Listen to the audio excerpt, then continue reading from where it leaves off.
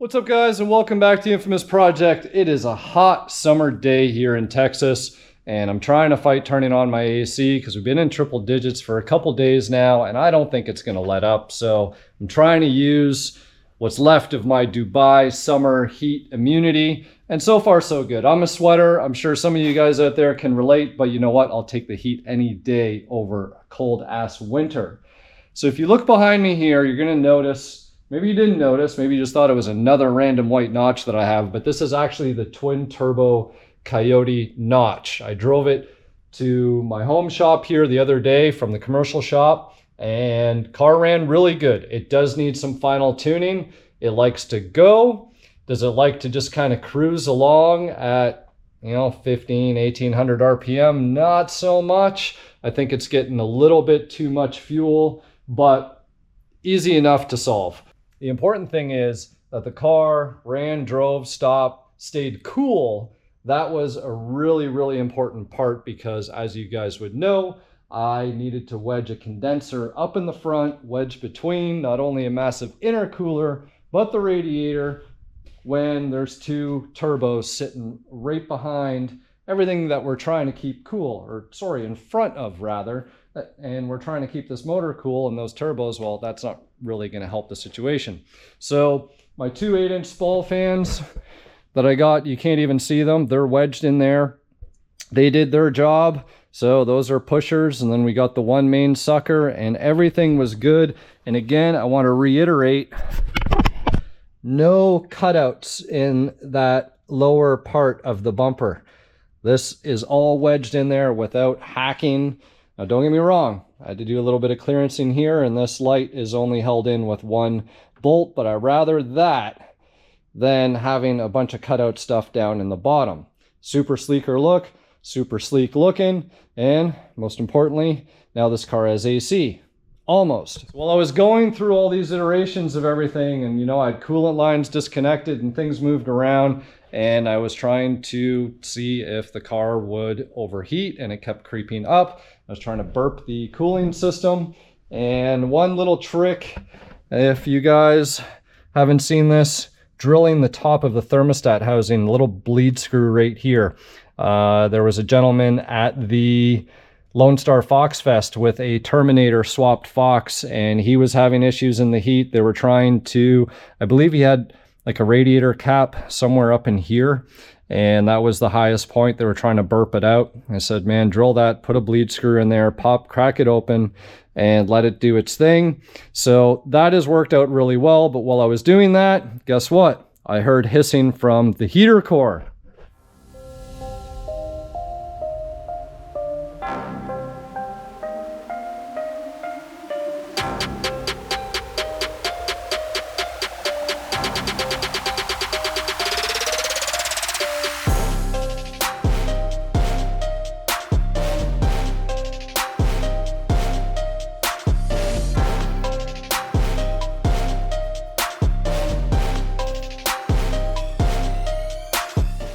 This is an important point to note. Guys, never assume anything. I've talked about this in, I think, one of my older project videos, that nothing goes as you wish. Sometimes it goes better, but for the most part, things don't always go smoothly. There's going to be hiccups, there's going to be roadblocks, but most importantly, just never assume anything. I assumed something, and it came back and bit me in the ass. This car had coolant lines, these two guys right here.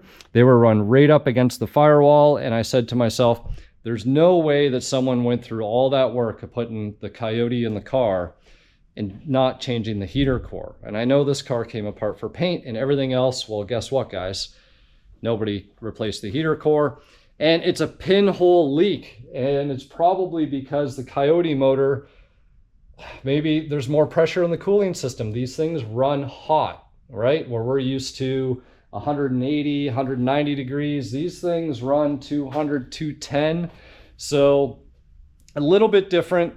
And well, that old copper core decided that it was going to start hissing, and ultimately I had to bypass it. And now I'm swapping out the core. So as you can see, dash is out, steering column's dropped, waiting on my heater core to come in.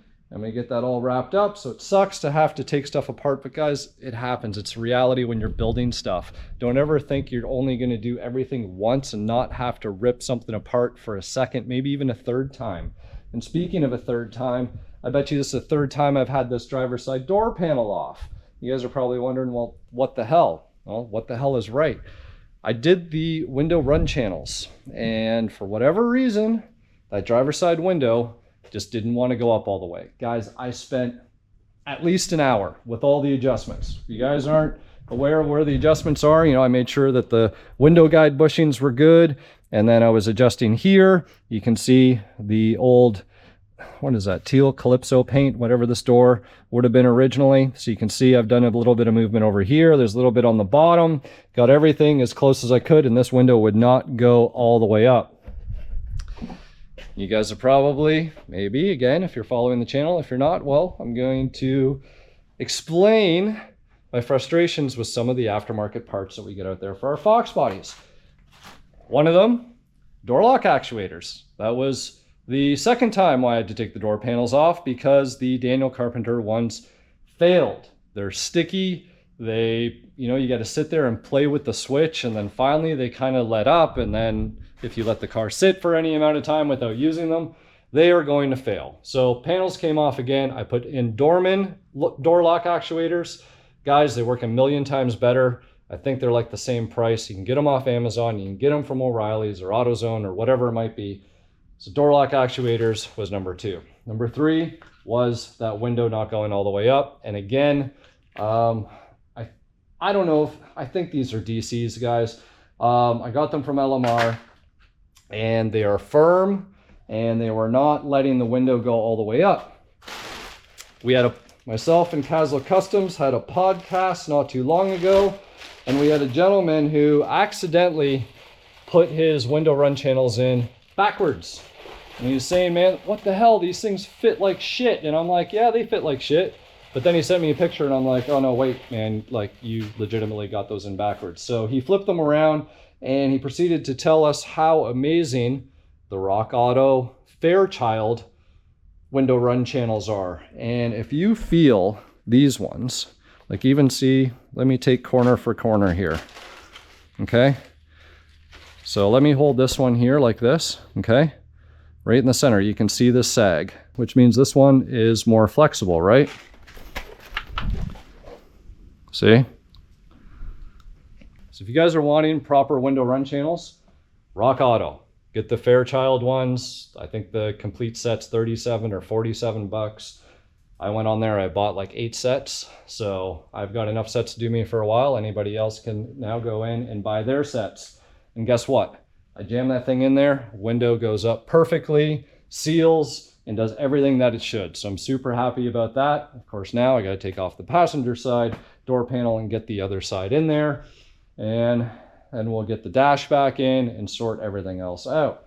One thing that I did notice too, now the whole dash wouldn't have had to come out, but at very least the cluster would have had to come out.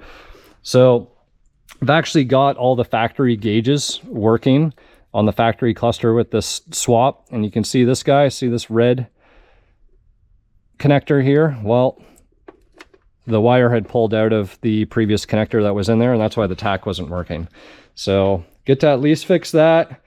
And that's really the only thing that really would have needed to come out. But there you have it, guys.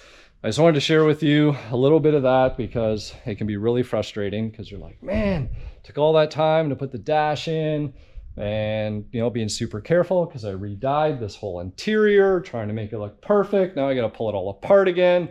But an opportunity to fix stuff and clean stuff and double check your work and whatever else it might be. So that's pretty much it. That's a wrap. I just wanted to share with you guys those few things. I wanted to give you guys those words of encouragement and of realness that projects aren't always as they seem.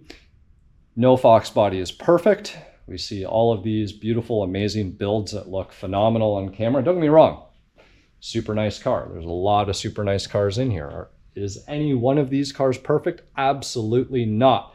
And we all know where the flaws of our own cars are. You can even check out my video on the skeletons I have in the trunk of my silver notch, where I go through all the issues that I have with it. Gary from Castle Customs has actually done one on his emerald green notch. So don't be worried, guys. You might have a scratch, you might have a ding, you might have some wind noise or a leaky seal or something. We all have problems with our Fox bodies. Just take your time, take a step back.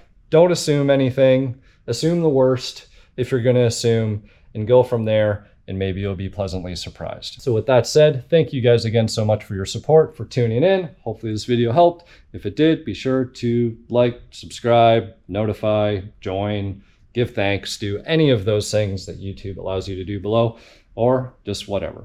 Say nothing, that's cool too. You watch the video, that's all that matters. Till next time, we'll see you here on the Infamous Project.